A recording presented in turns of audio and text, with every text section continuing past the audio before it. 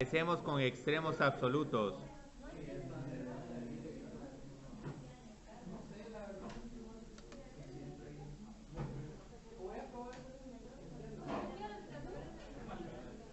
Entonces, digamos, la vez pasada ya habíamos visto que si queríamos encontrar extremos relativos, la condición era de que o la derivada tiene que ser igual a cero o la derivada no existe. Y luego, si queríamos comprobar que este era máximo mínimo relativo, nos íbamos con diagrama de signos. Entonces, si teníamos un mínimo relativo, el diagrama de signos nos arrojaba que primero la derivada tenía signo negativo y luego la derivada pasaba a tener un signo positivo. Entonces, aquí teníamos el mínimo relativo. Mientras que el máximo relativo pasábamos de más a menos con la derivada. Entonces, aquí es sumamente crucial hacer el diagrama de signos.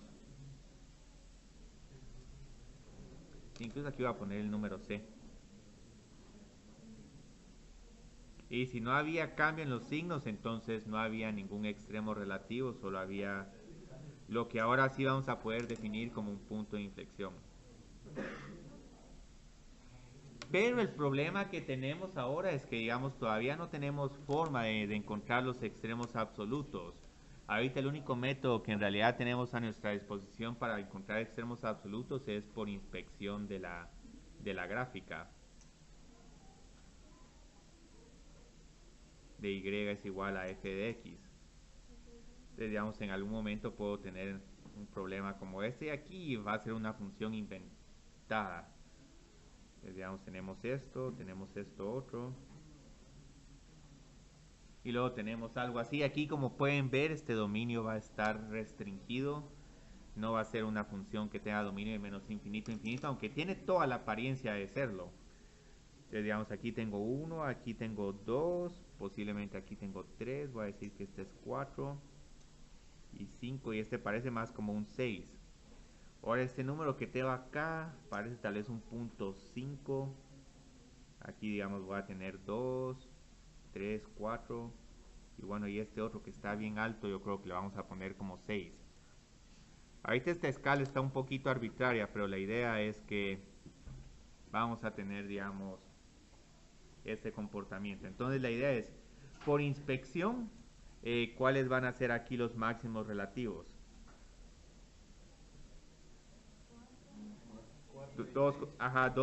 Cuatro relativos. Los aptos, digamos, el 2,4 es un máximo relativo. Eh, Entonces 2,4 es el máximo relativo porque tiene este comportamiento. Mínimo relativo es 4,5. Pues recuerden, esto es, hay que considerar alrededor. Tiene que tener la forma de la cima de una montaña o el fondo de un precipicio. Entonces suena muy... Ajá, sí. Pero digamos, ahora si solo nos vamos a buscar los más altos, este es el valor más alto. Este claramente no tiene forma de la cima de una montaña, pero es el más alto. Entonces aquí el máximo absoluto está en el punto 6,6. Es el más alto, sin importar su forma. Ahora el más bajo, aquí en este problema tenemos la suerte que también es el fondo del precipicio. Entonces en algún momento es posible que uno que sea mínimo relativo también sea mínimo absoluto. Pero no siempre ocurre esto. Entonces este es el más bajo. ¿Sí? Ah, sí.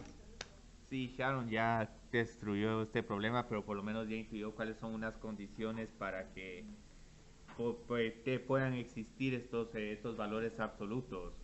Que la función tiene que tener dominio restringido, porque si a esta la extiendo y trabajo exactamente con la misma función y todo aparenta que esto sí va a seguir aquí creciendo, aquí otra vez llegamos acá y luego aquí sigue subiendo, y aquí sí trabajo con un dominio de todos los reales, mientras que aquí tenía un dominio restringido entre 1 y 6.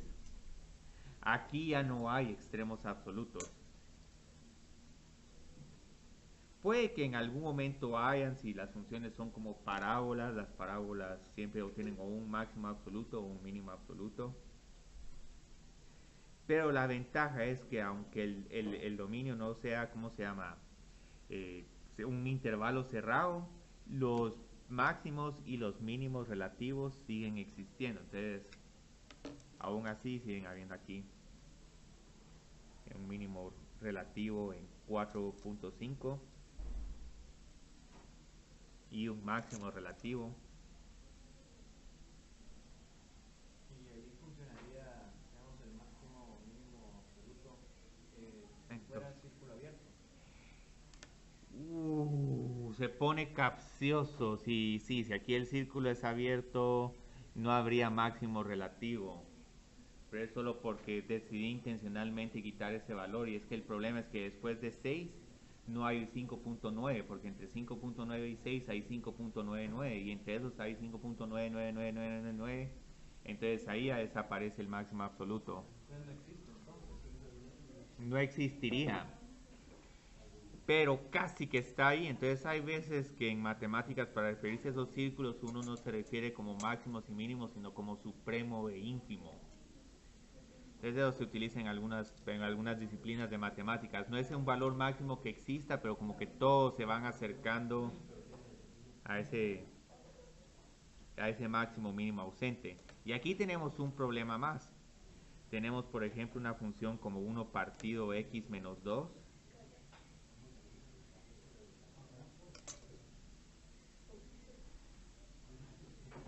Y aquí, digamos, podemos tener una especie como de intervalo cerrado. En realidad no es porque la función se indefine.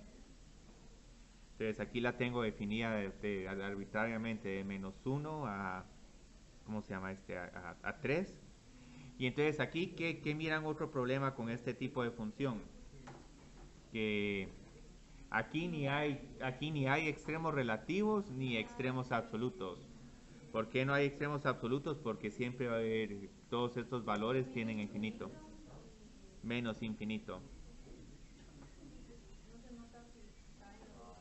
Bueno, tendría que seguir acercando, extendiendo más la asíntota vertical. Ahí está.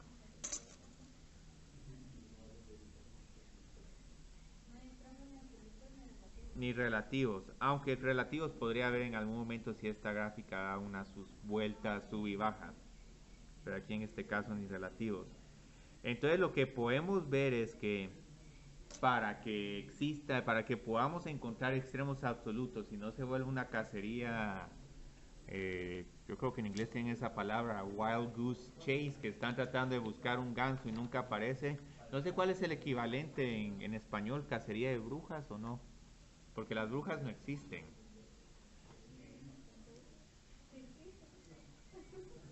O sea, hay personas que se disfrazan de brujas, pero que tengan los poderes de volar en escobas o... Bueno, pero tenemos que buscar la entrada 19.5 y meterse en medio de una columna para entrar a ese mundo de brujas. Entonces, para que esto no sea una búsqueda infructuosa, que digamos, bueno, no sé si va a haber o no va a haber, entonces las condiciones para que hayan extremos absolutos van a ser las siguientes. ¿Y cuál es, digamos, la diferencia entre esto y encontrar el rango?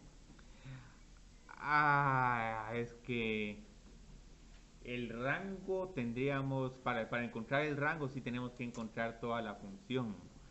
Con extremos absolutos solo vemos el valor más alto y el más bajo, pero puede que en algún momento esa función de cómo se define, en algún momento la función no va a pasar por algunos números.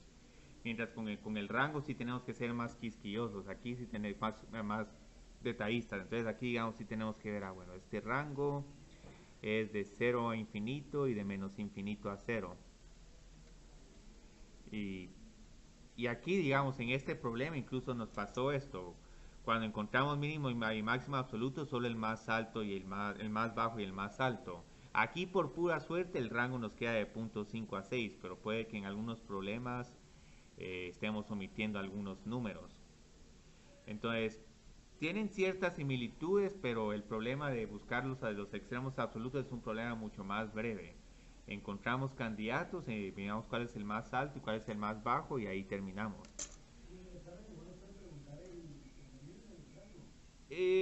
Más el dominio, el rango es un problema sumamente extenso, porque casi que para que encontrar el rango tenemos que graficar la función.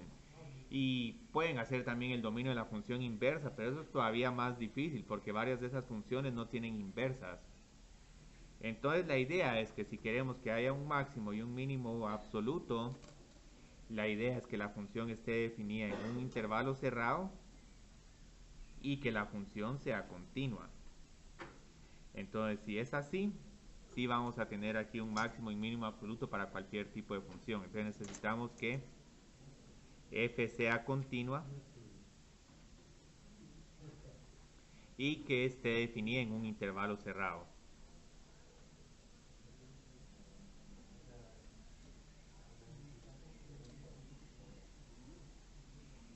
Y este es una bonita propiedad que en otros cursos más formales de matemáticas uno se pone a ver, bueno, ¿por qué realmente esto es cierto? Pero aquí solo nos vamos con estas condiciones y luego nos vamos con otro detalle. Veamos que aquí hay otro problema. Ok, si tenemos esta función nítido, vamos a poder encontrar a nuestras brujas o a nuestros gansos o a nuestros extremos absolutos, pero el problema es que ¿cómo los vamos a encontrar? Y no me voy a poner a hacer una tablita con todos los valores y ver cuál es el más alto y cuál es el más bajo. Entonces lo que podemos ver con todas estas funciones que hemos trabajado es que o ocurren en los extremos del intervalo o son máximos y mínimos relativos. Entonces ahorita lo que tenemos que hacer nosotros es identificar los candidatos a extremos absolutos. Entonces ahorita no tenemos que ver todos los CVs, sino solo vamos a pedir ciertas condiciones en el CV. Bueno, si es número crítico o extremo relativo, lo tomo en consideración. Entonces, candidatos. Entonces, los únicos que van a ser extremos absolutos o van a ser los extremos del intervalo, entonces están o al principio o al final de la cola, o son estos de en medio que son extremos relativos. Ya sea mínimo, máximo, relativo, porque igual cuando estoy hablando de extremos absolutos, aquí me estoy refiriendo tanto al máximo absoluto como al mínimo absoluto. Entonces aquí voy a pasar esta hoja. Esta es hoja, como pueden ver, de mucha teoría. Y hoy vamos a tener un montón de teoría. Entonces lo bonito es que ahora vamos a tener un método para identificar extremos absolutos. Entonces esto nos permite identificar los extremos absolutos. Y este método, como siempre, digamos, es un método precavido. Dicen, bueno, primero, para encontrar los extremos absolutos de una función, y no dicen de cualquier función, hay una función con las dos condiciones. Continua, porque si no se vuelve una wild goose chase, y en un intervalo cerrado. Es así casi como que tenemos que tenerlos en una red. Si uno suelta esta red de A, B, esta función ya se sale y ya no hay ni máximo ni mínimo absoluto. Entonces lo que necesitamos es hacer lo siguiente. Vamos a encontrar los extremos del intervalo, que estos prácticamente son A, B.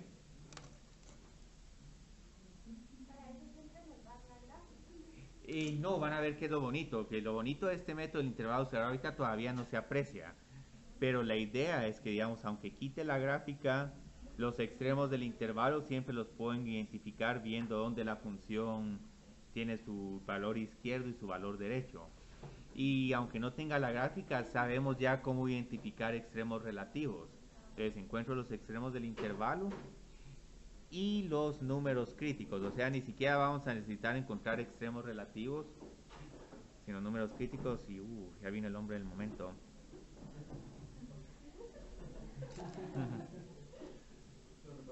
Sí, ya.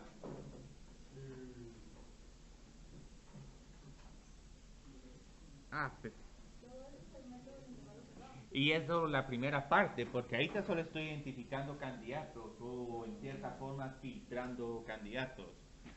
Entonces luego lo segundo que tengo que hacer, bueno, ahora sí, ya como voy a tener un número finito de candidatos, o en todo caso, si se repiten, por lo menos van a tener un patrón, no voy a tener todo que considerar todos los números. Bueno, sí. Debajo de donde dice método del intervalo cerrado, Ajá. ¿eso es para o...? Método el intervalo cerrado es para identificar extremos absolutos. Pero ese como ves, este, o el... ¿Cuál para encontrar, para. Ah, Sí, para.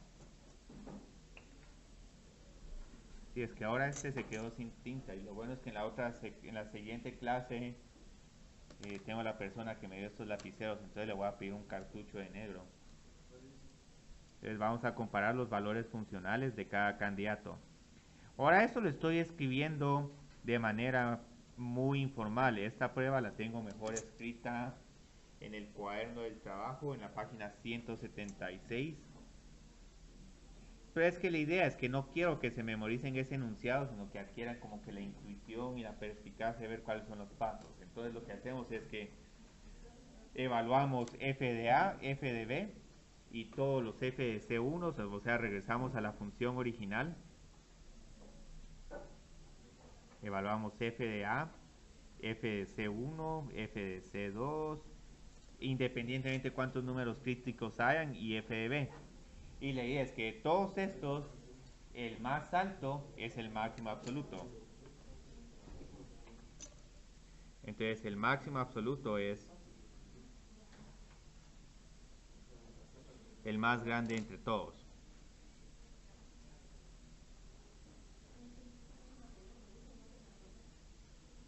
Literalmente como la función de Excel max. Pero lo bueno es que ya tenemos un listado finito. Y luego el mínimo absoluto es el más pequeño entre todos.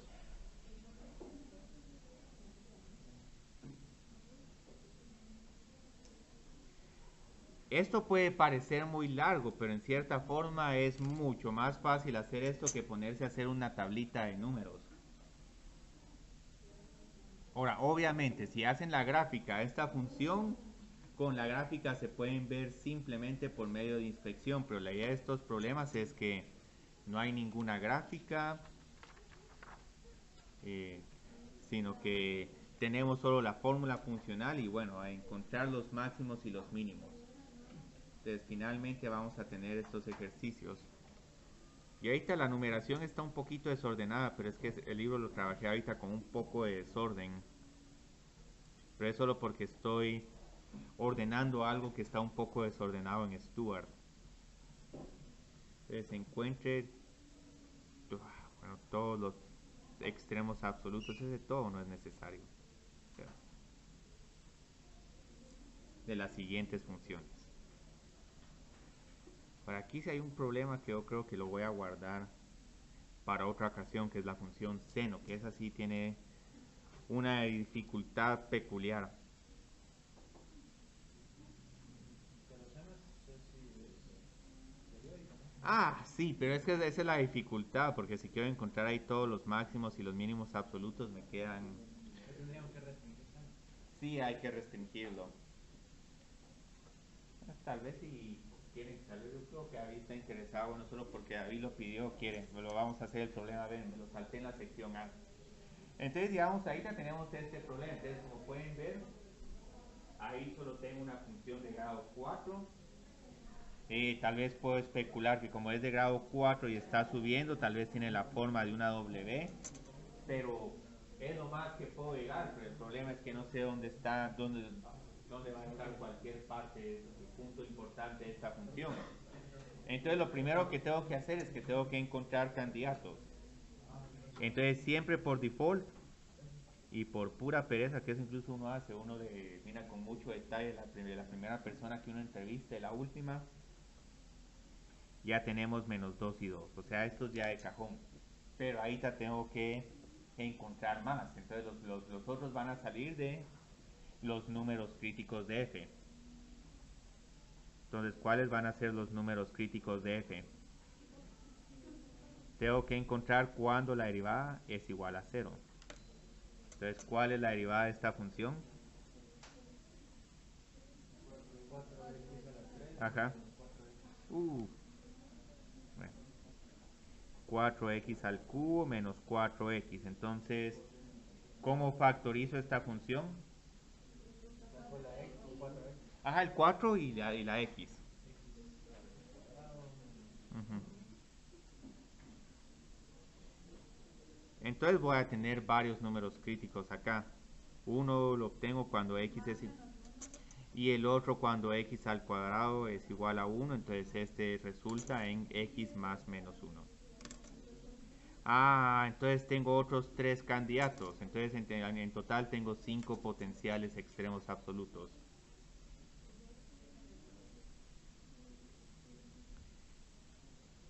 Entonces a estos son los únicos que he entrevisto y a los que les trato de hacer un punteo. Menos 2, menos 1, 0, 1 y 2.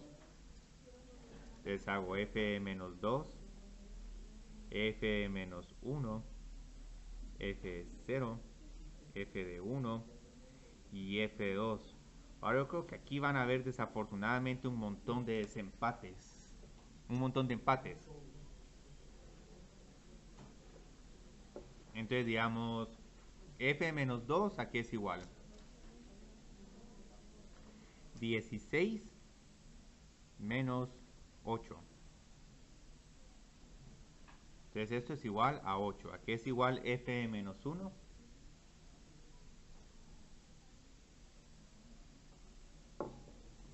Recuerden que tengo que regresar a la función original. Ajá. 1 menos 2 menos 1. F de 0. Y f de 1.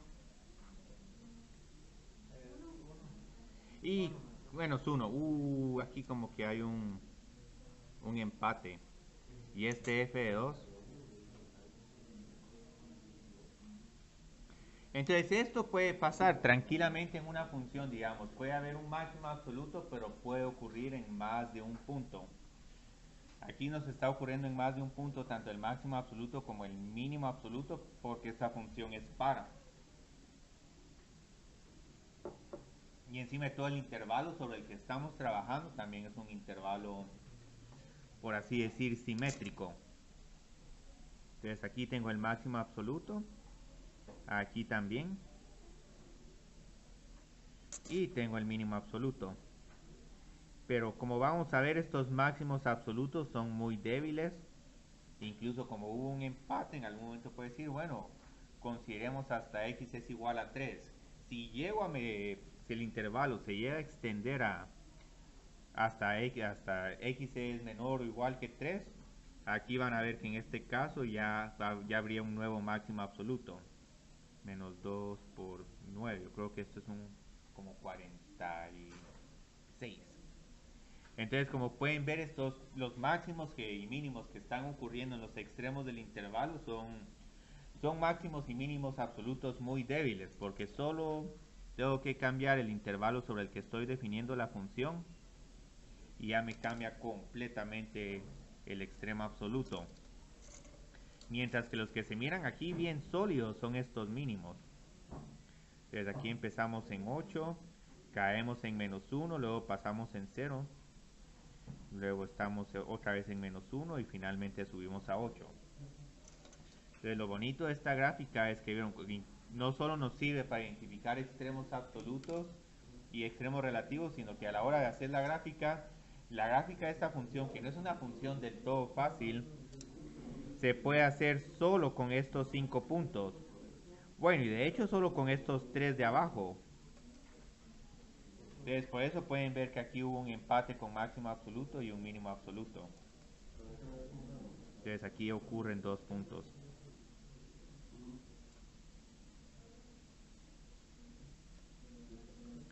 Wow, lo interesante de este problema es que si trabajan con toda la función de grado 4, ya no van a haber máximos absolutos, pero estos mínimos se quedan como mínimos absolutos aunque la función esté definida para todo su dominio.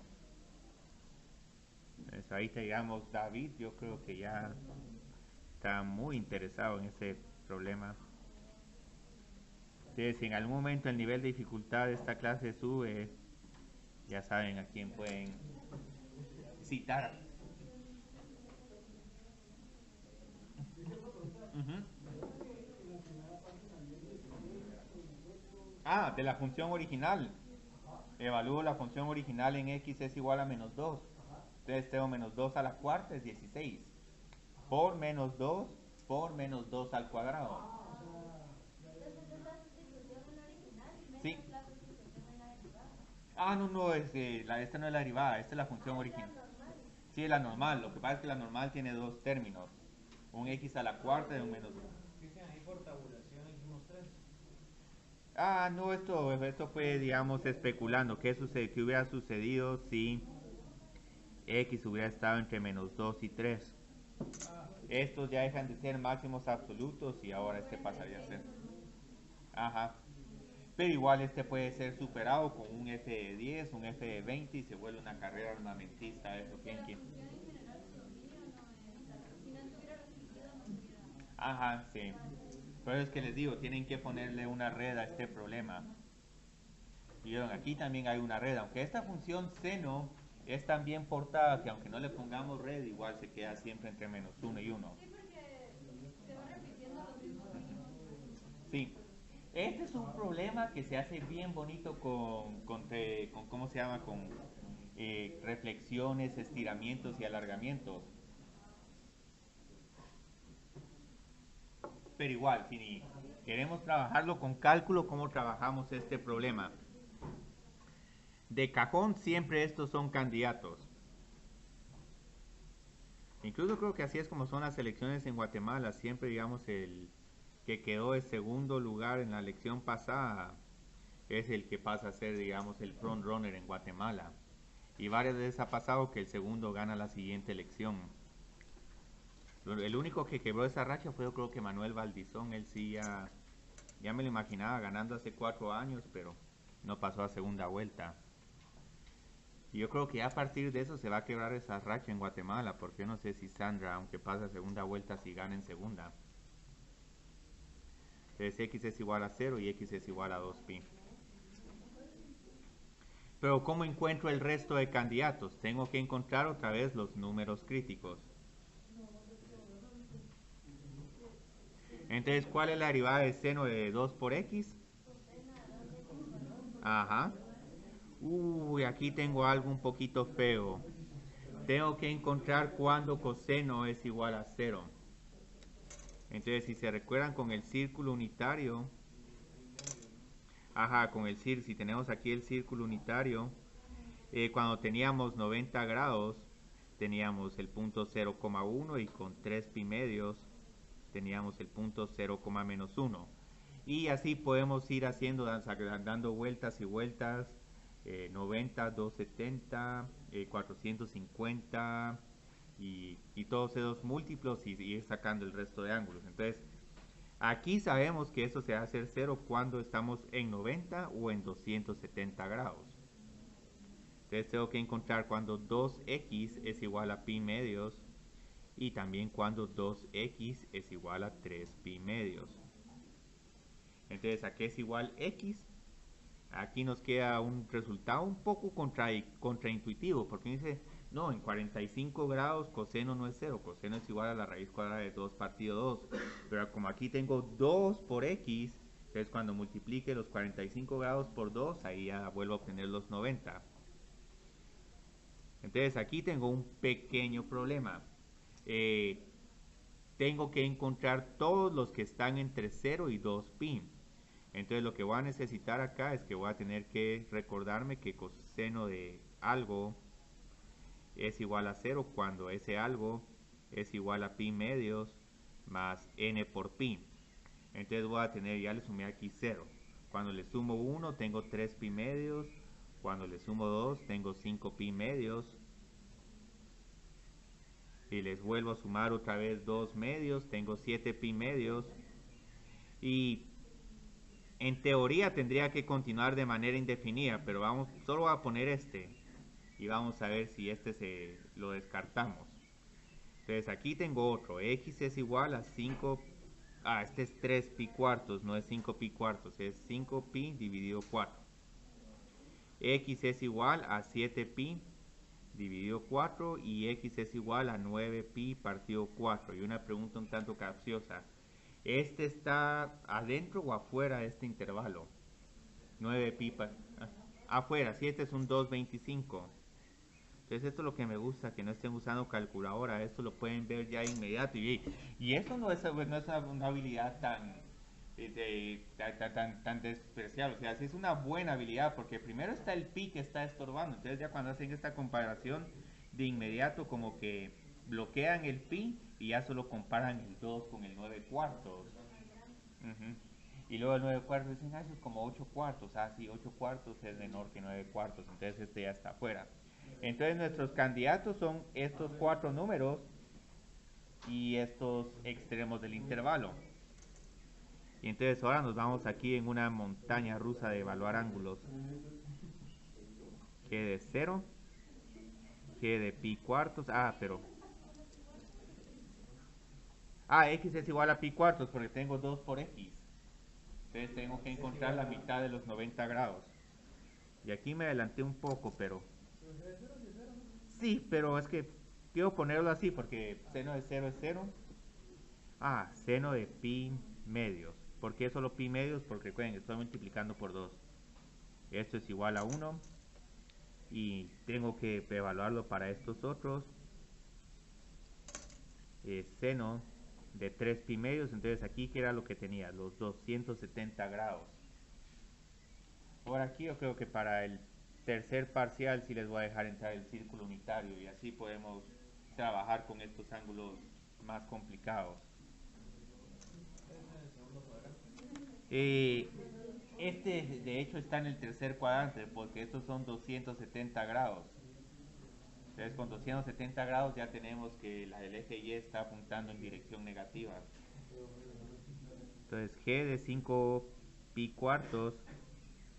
A este sí cuesta encontrarlo un poco porque este ya está fuera de los 360 grados.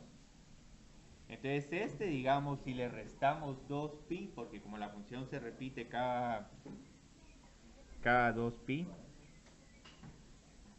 esto en realidad es seno de pi medios. Entonces esto es igual a 1. Entonces lo que vamos a ver es que el G de... vamos a escribirlo acá, G de 7 pi cuartos y el G de, ¿cómo se llama? 2pi. El último es 0, pues tengo múltiplos de pi. Y este otro es otro un poquito difícil, pero lo que pueden ver acá es que si le resto menos 4pi partido 2, tengo 3pi medios y este es igual a menos 1. Entonces estos dos son un poquito difíciles de encontrar, pero utilizando propiedades de seno y que se repite el ángulo cada 2pi uno los puede encontrar. Pero independientemente, digamos, aquí cuáles miran como el máximo absoluto y el mínimo absoluto. Este es el máximo absoluto y este es el máximo absoluto. Y estas son una de las... sí, gracias, sí, mínimo, sí. Pero eso no lo pudimos haber deducido simplemente viendo seno, sí, eso... Este problema yo lo dejaría con criterio abierto. Si alguien quiere hacer la gráfica, más que bien. Sí, con la gráfica esto es fácil porque hasta con la gráfica en algún momento pueden generalizar y decirme, no, mire, estos máximos en seno siempre van a ocurrir en los múltiplos de 90 grados y los mínimos van a ocurrir en los múltiplos de 270. Eso lo voy a agarrar esta hoja porque lo quiero escribir acá. Entonces, digamos, otra forma como podían haber hecho este problema es como, esta es una gráfica que ya la tenemos, la hemos trabajado de manera excesiva. Entonces solo podíamos haber graficado aquí seno, con el único cuidado de que aquí, digamos, como está comprimida esta función porque tengo el 2 por x, entonces ahora este 0 no está en pi medios. Ajá. Entonces pi cuartos, pi medios, este yo creo que era 3 pi cuartos, 5 pi cuartos y 7 pi cuartos. Y este me quedó, este tendría que estar un poquito más cerca, 2 pi, pero igual. Entonces si nos íbamos así, podíamos encontrar más fácil el máximo y el mínimo. Ah, sí, por supuesto. Ahora, ahí realmente lo único que quedaría cambiar el máximo y mínimo es si la tiramos verticalmente. Sí. Ah, pero si es así, entonces ustedes todavía tienen más ventaja graficando con traslaciones y reflexiones y alargamientos. Ahora, estos sí son máximos y mínimos bien fuertes, porque, absolutos, porque como son relativos, aunque esta función le vaya cambiando su dominio y de esas vueltas de manera indefinida, esta función va a seguir teniendo esos máximos y mínimos absolutos. Entonces estos no solo son máximos absolutos, sino también son los relativos. Entonces estos son máximos bien robustos o sólidos.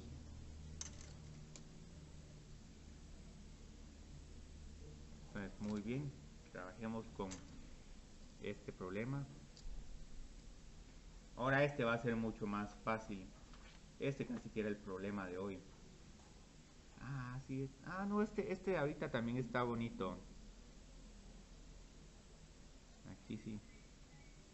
Y es que aquí, digamos, aquí estoy haciendo algo muy extraño.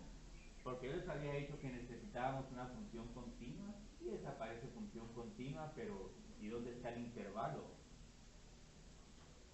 Está al infinito. De cero. Ah, yo creo que el infinito no nos... aunque queramos evaluar aquí en infinito, esta función se indefine. Entonces esta es una función que en cierta forma como que el intervalo se los estoy dando de manera implícita. Ah, yo creo que hoy no vino. Y bueno, yo creo que sería... No, de ¿Cuál sería el 16, dominio de esta función? menos infinito de 16. Menos infinito también truena porque es 16 menos Sí, t al cuadrado. de 16 infinito, ¿no? Encontremos, digamos, cuando esta función se hace cero. Pero igual queda cero. Más menos 4. Entonces lo que necesitamos es que esta función esté entre menos 4 y 4. Entonces su dominio es de menos 4 y 4. ¿Por qué? Porque si escojo un número como menos 5, 16 menos 25 truena la función. Pero si tengo un número como 5 también truena. Ahora, lo que había hecho David, digamos, de menos infinito a 16, esto hubiera sido válido si hubiera tenido 16 menos t. Pero como tengo ahí un t al cuadrado, el t al cuadrado nos hace la magia de volver los números negativos positivos. Entonces aquí ya tengo el dominio, ya sé que tengo que tomar en consideración menos 4 y 4, pero tengo que ver si hay algún otro potencial extremo absoluto. Entonces ahora me voy a derivar, a encontrar cuando la derivada es igual a 0. Entonces, ¿cuál es la derivada de esta función? Un medio. Y luego, digamos, con la regla de la potencia, ¿cuál sería la nueva potencia de esta función? Menos un medio, ajá, ¿y qué me falta? Y luego, digamos, ¿cómo puedo simplificar esto para poder analizar mejor los números críticos de esta función? Ajá.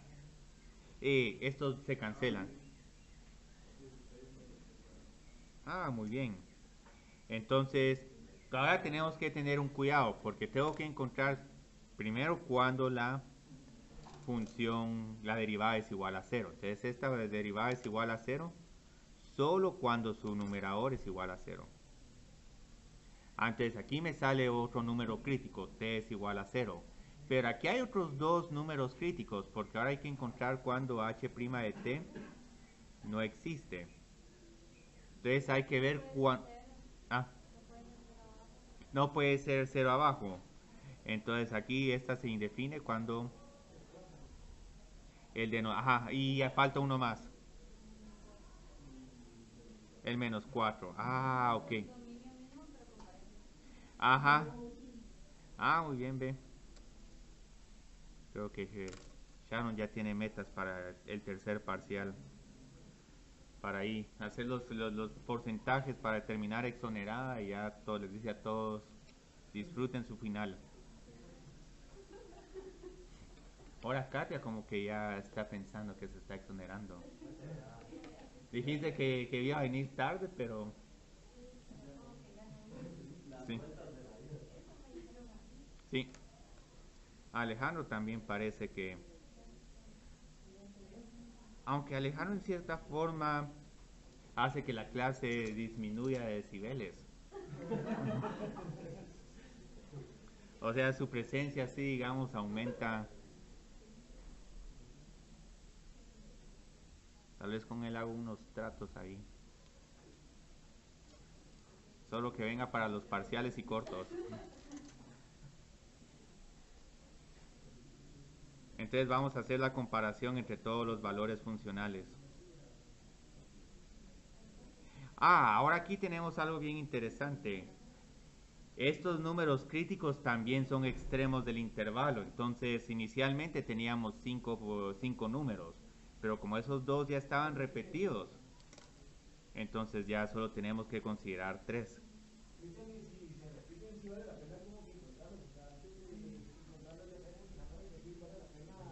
No, no, pero igual es bueno hacer todo el procedimiento, aunque se repitan, porque hay veces que salen.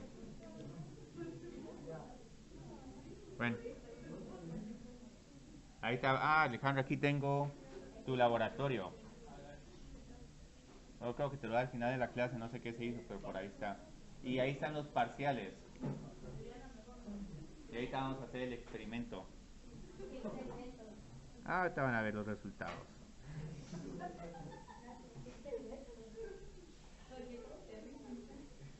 Entonces tengo la raíz cuadrada de 16 menos 16. Y es que aquí tengo dos hipótesis, porque yo creo que mi hipótesis es x es menor a 25 y x es mayor a 25. Entonces ahí hay una discontinuidad de salto en el nivel de bulla a la clase.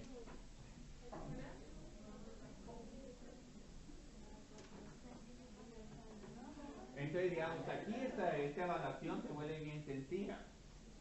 16, la raíz cuadrada de 16 menos 16 es igual a 0. 16 menos 0, su raíz cuadrada de 16 es 4. Y entre estos solo tenemos que escoger cuál es el más grande para el máximo absoluto. Claramente aquí está el máximo absoluto y el mínimo absoluto está compartido entre los extremos del intervalo. Ahora este otro no solo es máximo absoluto, sino que también va a ser mínimo, máximo relativo. Cristian, porque ¿Sí? ahí cuando sacamos el 16 de la raíz cuadrada no sale como más y menos.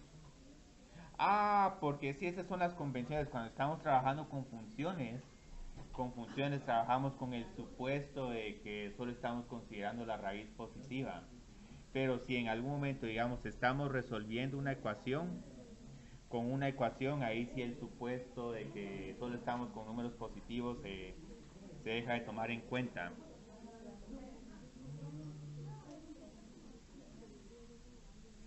Entonces, como pueden ver, este no me quedó justo en 4,0, 0,4. Este es máximo absoluto y relativo. Y estos dos de aquí son mínimos relativos.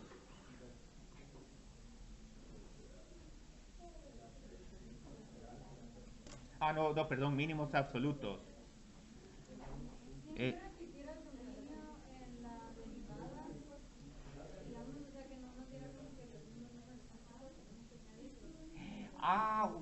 bueno, vamos a hacer una pregunta cruel, que aquí ya que preguntó Sharon, vamos a hacer un inciso de aquí mágico. Y este es un problema bien sencillo, pero que va a ser bien capcioso. Entonces quiero que me encuentren los extremos, el máximo y el mínimo absoluto 1000t menos 300. Y vamos a poner aquí un dominio en, yo que sé, t es igual a menos 1 y t es igual a 3. Problema bien fácil, pero que tiene su grado de capciosidad. Desde aquí, digamos, les tengo buenas o malas noticias dependiendo de qué tipo de problema les hagan. Entonces, digamos, aquí el procedimiento lo volvemos a repetir de cajón. Digamos, encontramos números críticos, estos dos siempre los consideramos. Pero, ¿qué sucede aquí con los números críticos? La derivada es igual a 1000. ¿Puede ser esta derivada igual a 0? No. Entonces aquí no hay números críticos. Pero igual, si no hay números críticos, entonces no se asusten. Aquí ya saben que todos los máximos y mínimos absolutos, entre menos 1 y 3. Entonces solo tenemos que ver quién es el más pequeño y el más grande. Entonces en menos 1 tengo menos 1000, menos 300, menos 1300. Y j de 3 es igual a 3000. Y bueno, son 2700.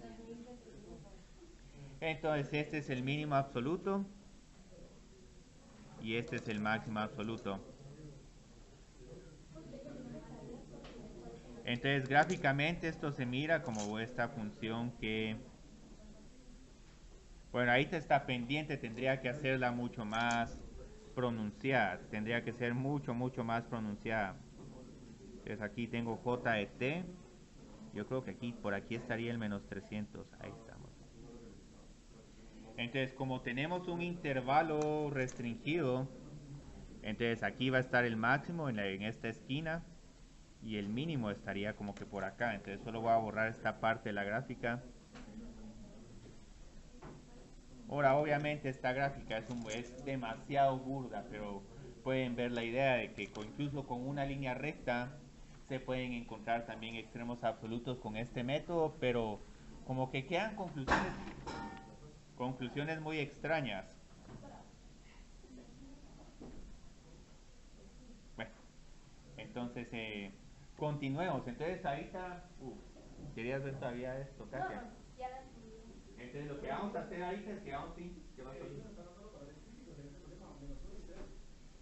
Bueno, es que estos no son valores, números críticos, sino son los extremos del intervalo. Sí hay también extremos. En la primera también hay, porque...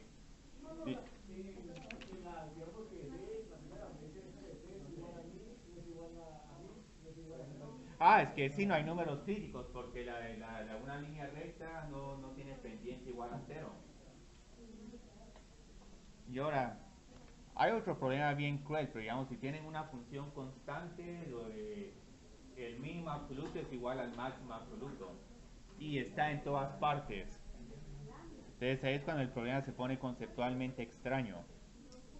Entonces ahorita lo que vamos a hacer es que vamos a hacer segunda derivada y concavidad. Y digamos, ¿por qué me interesa mucho este tema? Porque este tema nos va a permitir terminar de graficar las funciones y también... Sí, solo que aquí todavía sigo trabajando. Bueno, este era... Entonces, digamos, aquí, digamos, la concavidad nos va a permitir terminar de graficar funciones y aparte vamos a tener una prueba bien bonita para encontrar máximos y mínimos relativos sin necesidad de hacer el diagrama de signos. Sí, por ahí lo tenía David detrás, Sharon. Yo creo que sí. Entonces la idea es que ahorita vamos a trabajar con lo que es una función cóncava hacia arriba. Entonces esta es una función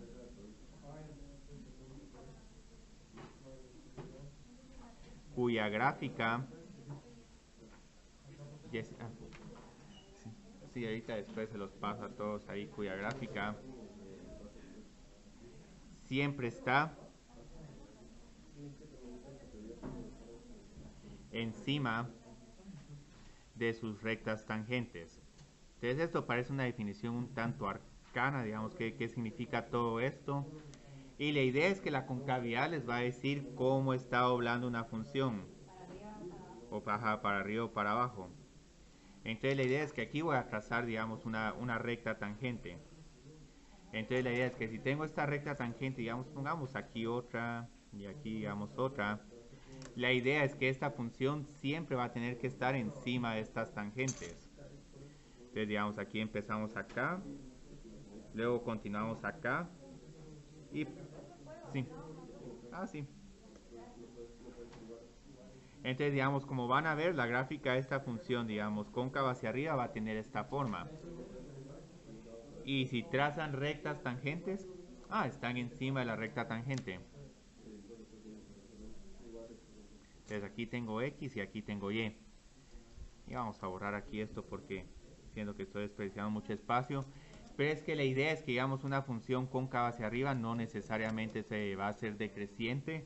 Podemos tener una función cóncava hacia arriba creciente, pero entonces en este caso vamos a tener que ver si nos vamos por algo así o por algo así para funciones cóncavas hacia arriba crecientes.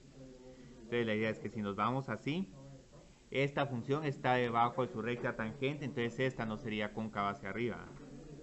Tendríamos que trabajar con esta otra. Entonces aquí voy a poner decreciente y cóncava hacia arriba.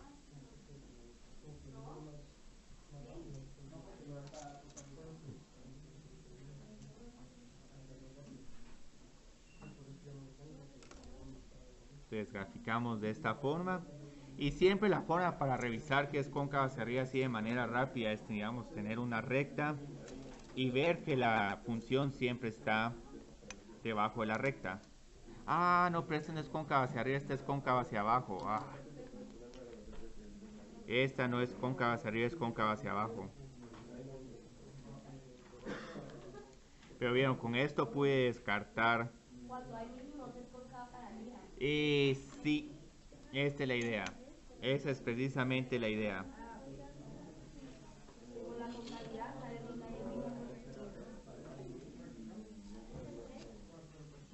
Pude validar el experimento, David. Ahí te lo va a explicar David al final de la clase. ¡Ay! Concavidad. Segunda derivada, sí.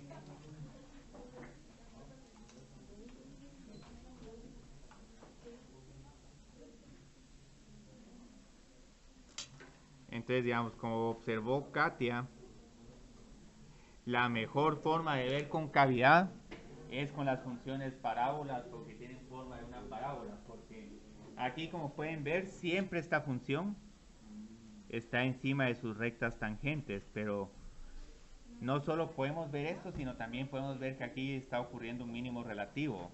Y esto pueden ver que esta es una función que no es ni creciente ni decreciente, es decreciente y luego creciente, pero aún así es cóncava hacia arriba. Entonces, esto es lo interesante, hay 6 posibilidades de trazos con creciente y cóncava hacia arriba. Ahorita ya vimos los primeros 3. Entonces no depende de la posición de la recta tangente, sino que... No, sí, depende. Que todas estas están encima de la recta tangente. Pero no va a ser necesario calcular la recta tangente para saber si es que...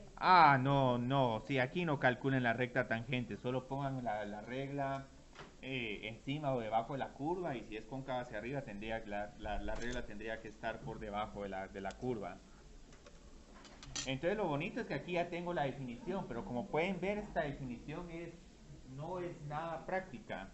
Entonces lo bonito de todo esto es que aquí no se mira, es que la primera derivada va aumentando. Aquí es casi 0, positiva, más positiva, negativa, 0, positiva. Entonces aquí como que tenemos una primera derivada creciente. Pero si la primera derivada es creciente, esto significa que la derivada de esa función tiene que ser positiva. Pero como tenemos ya una primera derivada, esto significa que la segunda derivada tiene que ser positiva.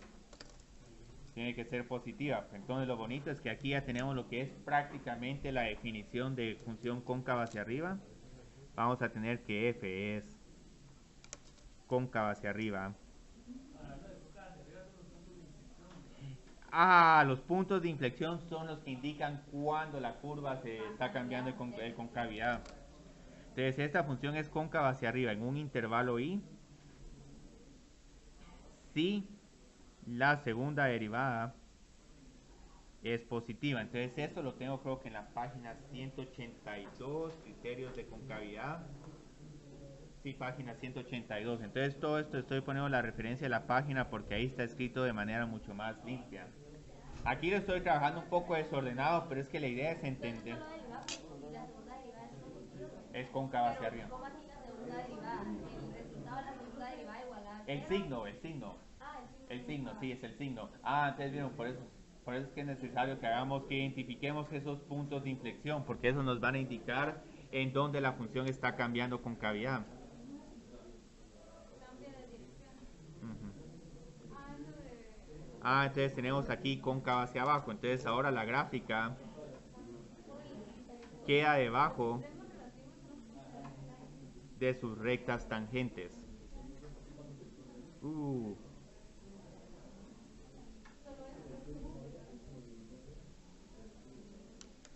Le vamos a poner.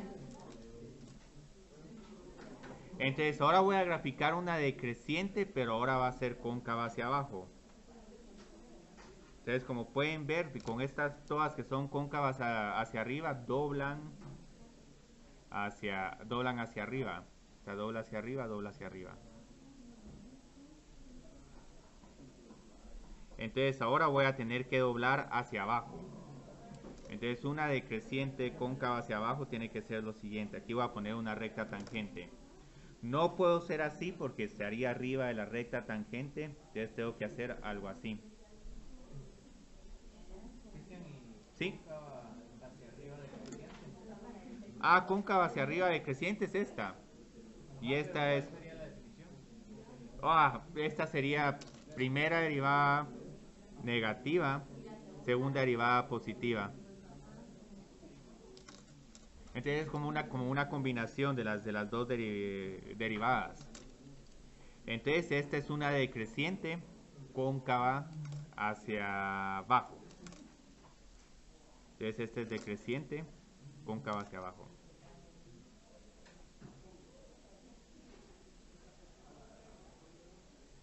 Ah, pero yo no sé qué hiciste, Katia. Entraste a mitad de la clase y rápido entendiste el tema.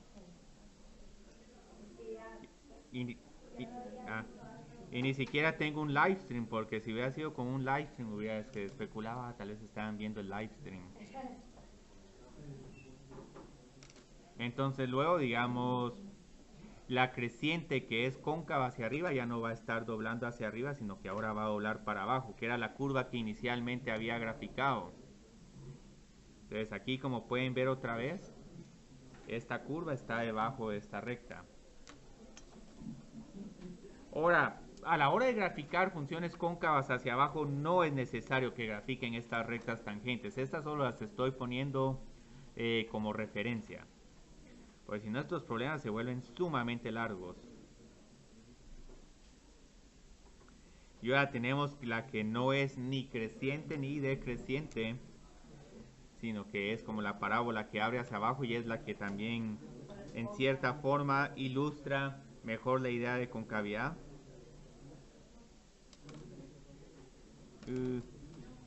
Y es la parábola que abre hacia abajo.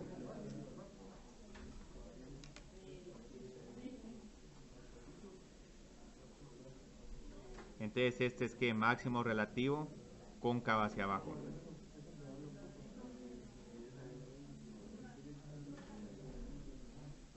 Ajá. Sí. La segunda derivada es menor que 0. Entonces ya vieron lo que veo aquí. Poco. Esta derivada se va volviendo más negativa. Entonces aquí lo que tenemos es que la primera derivada es decreciente. Ah, pero ¿esto qué significa? Que la segunda derivada es negativa. La derivada de la derivada tiene que ser negativa. Entonces esto nos proporciona la definición de cóncava hacia abajo. Aquí es increíble todo lo que hay que dibujar. Entonces, entre todos estos ya solo nos faltan dos definiciones y podemos hacer ejercicios. Otra definición que va a ser crítica para trabajar estos problemas es la definición de puntos de inflexión. Entonces yo creo que estas hojas ya las puedo soltar. Sí, soltémoslas ya. Es ahí, yo creo que se las podemos dar a Coco.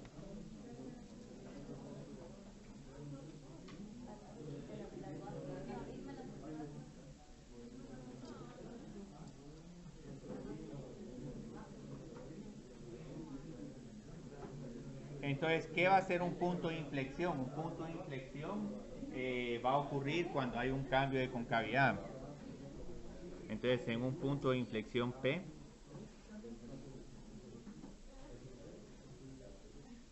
mayúscula, ocurre un cambio en la concavidad.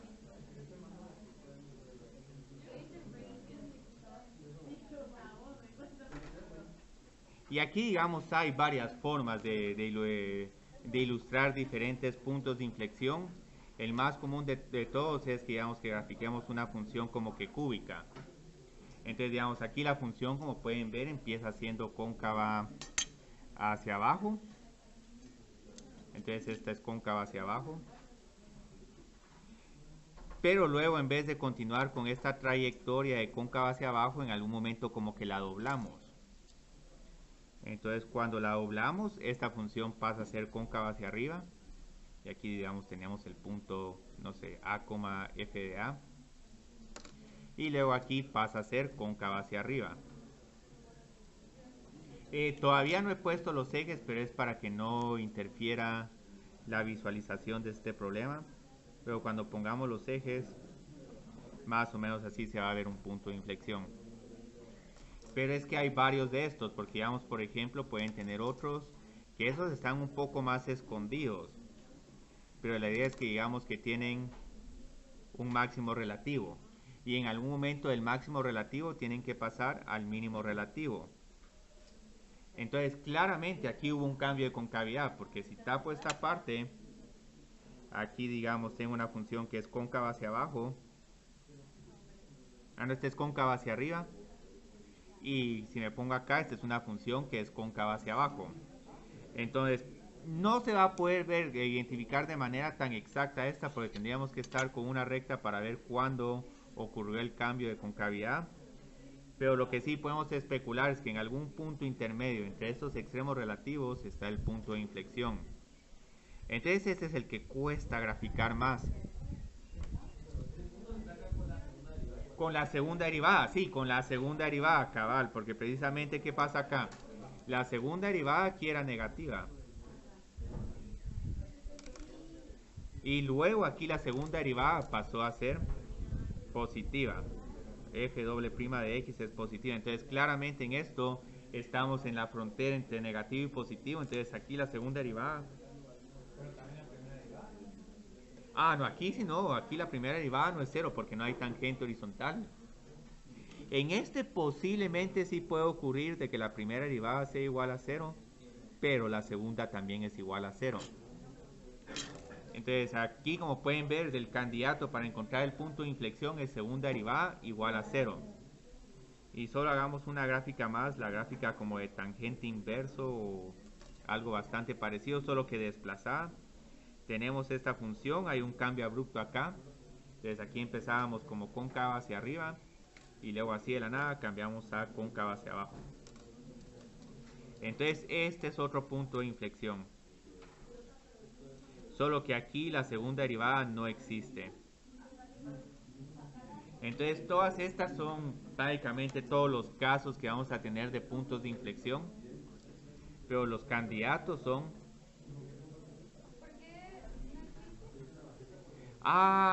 porque lo que va a pasar con esta primera derivada es que se va a indefinir.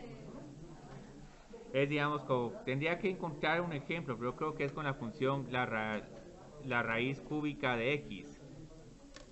Entonces lo que sucede con esta función es que cuando calculo su derivada me queda 1/3 por x a la menos 2/3. Entonces esta función se indefine en x es igual a 0, entonces su primera derivada no existe. Si calculo la segunda derivada también va a seguir indefinida. Entonces en ese momento es cuando vamos a tener aquí un punto de inflexión. Si quieren podemos trabajar con este problema antes de hacer los problemas que tenía planeados para el día de hoy. Entonces solo voy a escribir acá, los candidatos a puntos de inflexión ocurren cuando el no existe, que es algo un poco molesto. Pero para determinar si son puntos de inflexión o no, voy a necesitar realizar un diagrama de signos. Esto es solo con la segunda derivada, ¿verdad? Ajá, para segunda derivada. Diagrama de signos para la segunda derivada. Para detectar los cambios en la concavidad. Pero ahí seguimos usando lo de si es igual a 0 o no existe. O sea, Ajá, solo se sí. define la función. Sí, luego lo que hacemos es que para hacer nuestro diagrama de signos agarramos todos los puntos de inflexión y vamos a ir dividiendo en diferentes subintervalos. Entonces solo voy a escribir una cosa más, porque aquí nos falta el último tramo de teoría. Y es la prueba de la segunda derivada para extremos relativos. Que ya después de esto hacemos problemas, porque la teoría es bonita y todo, se pueden ver más detalles, pero la gracia de aquí son hacer ejercicios.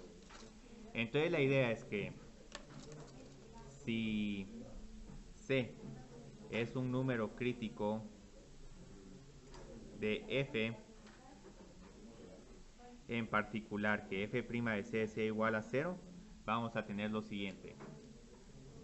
El máximo relativo va a ocurrir con el siguiente comportamiento.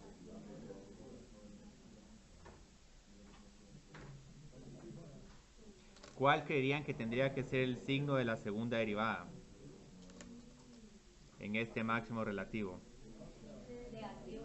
Sí, porque es cóncava hacia abajo. Entonces esta función está debajo de sus tangentes, negativo. Esto creo que también se conoce como convexa, la función cóncava hacia abajo. Les voy a poner acá cóncava hacia abajo o convexa. Afortunadamente aquí no tenemos que lidiar con cursos de óptica, porque ahí sí es importante que el espejo sea convexo o cóncavo. Creo que se necesita cóncavo para hacer una lupa y para los lentes se necesita convexo. Con el mínimo relativo que miran, este es el comportamiento. En lugar de hacer lo que hicimos ayer, puedo hacer esto. Ah, sí, se puede, se puede. Entonces aquí su segunda derivada es positiva. Entonces esto corresponde a una función cóncava hacia arriba. Entonces aquí, como pueden ver, está casi que la mejor forma de resumir todo lo que hicimos el día de hoy con este cuadrito. Y este cuadrito lo tengo en la página, creo que 183 también. Esa página 183 es como que el stash de todas estas teorías que vamos a estar trabajando durante 2 o 3 semanas. Pero ahora hay un pequeño problema. Esta prueba es inconclusa si la segunda derivada es igual a 0. ¿Por qué? Porque puede que aquí en algún momento hay un punto de inflexión. Entonces, si la segunda derivada es 0, no sabemos si es máximo o mínimo o punto de inflexión. Entonces, aquí vamos a hacer un ejemplito. No lo tengo en el libro, pero encuentre los extremos relativos y puntos de inflexión si existen.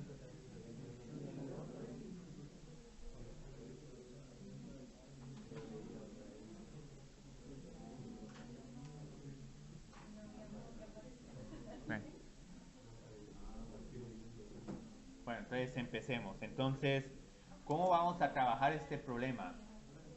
Este es un problema bien sencillo, pero tiene sus pasos capciosos. Porque, digamos, siempre estamos con la mentalidad, bueno, calculemos primera derivada, segunda derivada, números críticos, potenciales, puntos de inflexión. Pero luego van a ver que con este problema tan inocente, todas nuestras pruebas que hemos trabajado como que en cierta forma van a fallar. Pero luego si realizamos un buen diagrama de signos, no vamos a tener ningún problema. Entonces aquí lo que tenemos que hacer es, bueno, ¿cuál es la derivada de esta función? 1/3 por x a la menos 2/3. Una pregunta, ¿cuáles números críticos tendríamos?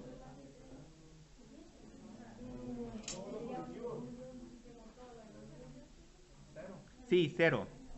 Pero no es porque la primera derivada sea igual a 0. Porque al despejarlo con 0 es... Ajá. F' de 0 no existe. Sí, porque sería 1 partido 0. Ujú. Sí. Sí, el 0 partido 0.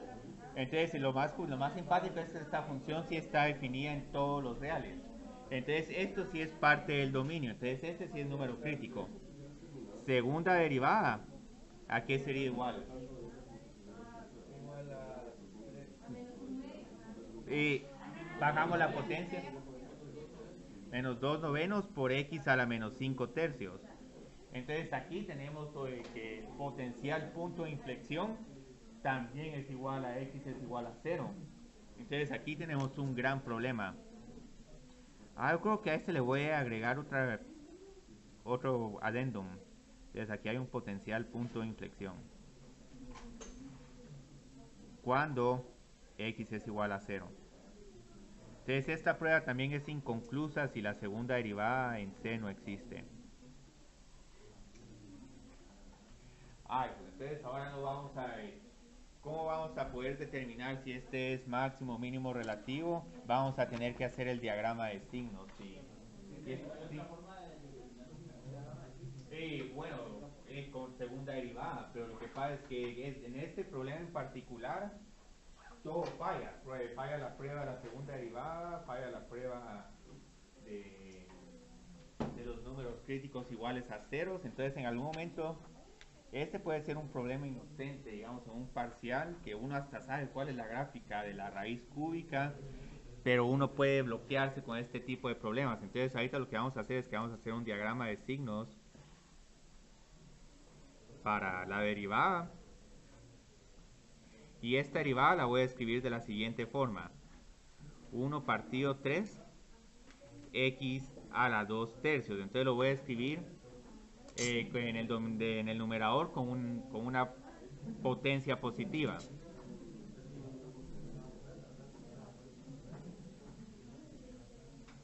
Y es que aquí van a ver que hay un pequeño problemita. ¿Cómo analizar estos signos?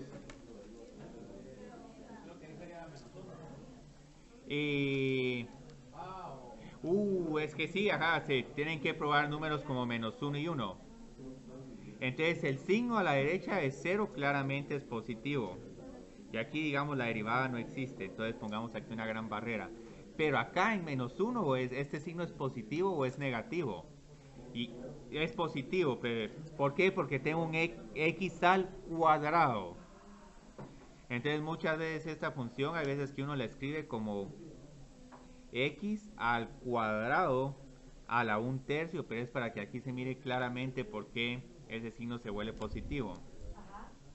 Entonces, ¿qué sucede con esta función con sus intervalos de crecimiento y decrecimiento? Ahí la derivada siempre es positiva porque Entonces positiva, esta también es positiva. Entonces aquí no hay extremos relativos, aquí solo tendríamos sube y sube. Y aquí tenemos que la pendiente no existe, entonces no hay extremos relativos.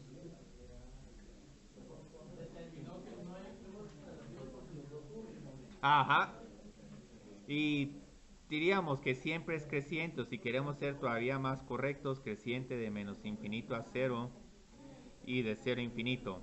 Aunque alguien podría argumentar que también en 0 está siendo creciente, pero no vamos a reparar en ese detalle. Entonces, por eliminación podrían decir que es un punto de inflexión, pero lo que pasa es que sí hay que hacer esto con los del diagrama de signos para la segunda derivada. Entonces aquí tengo menos 2 partido 9 por x a la 5/3. Entonces observen esta potencia de 5. Esa es una potencia impar. Entonces ahí sí vamos a tener... Y bueno, y tenemos este menos 2 novenos, que solo lo voy a poner para poner menos menos. x a la quinta a la 1/3. Y luego aquí según...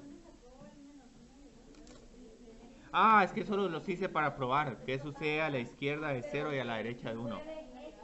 Vamos a borrar esto porque esto no es... Sí puede x, sí. X no puede ser 0, pero X sí puede ser negativo y sí puede ser positivo.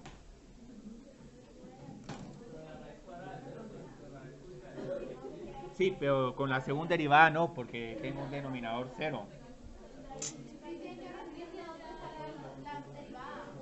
La derivada, regla de la potencia. La derivada de x a la 1/3 es 1/3 por x.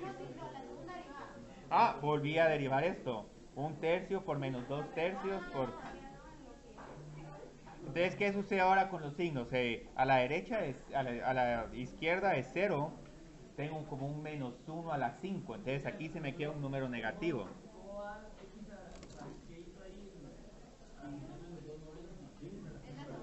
Es la segunda derivada. Ajá.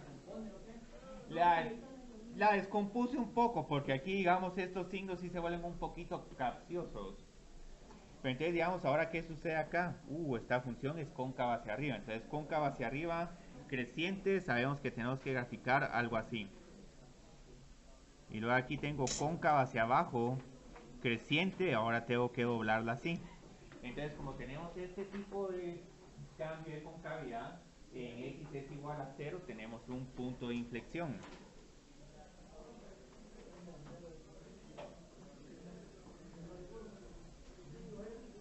O sea, este que se llama el signo de la segunda derivada es para la concavidad. Para la concavidad. Y lo bonito es que si queremos hacer la gráfica, entonces solo tengo que unir estos dos pedazos. Entonces aquí tengo un pedazo creciente. Aquí tengo... Para saber la y de ese número se pone en la original. En la original, aquí digamos es 0,0.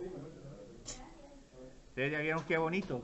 Gráfica bien sencilla, que hasta la graficamos yo creo que el segundo día de clases. Pero aquí el análisis de concavidad y de creciente y decreciente arroja un montón de Y al pistas. final la respuesta siempre tiene que estar acompañada de la gráfica, ¿verdad? Y lastimosamente no pudimos hacer los ejercicios que tenía planeados todos, pero los están en los videos de la otra clase.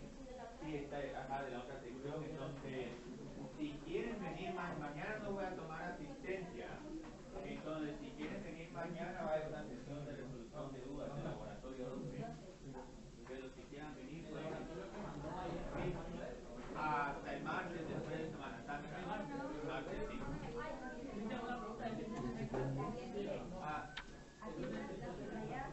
Sí, porque está el laboratorio.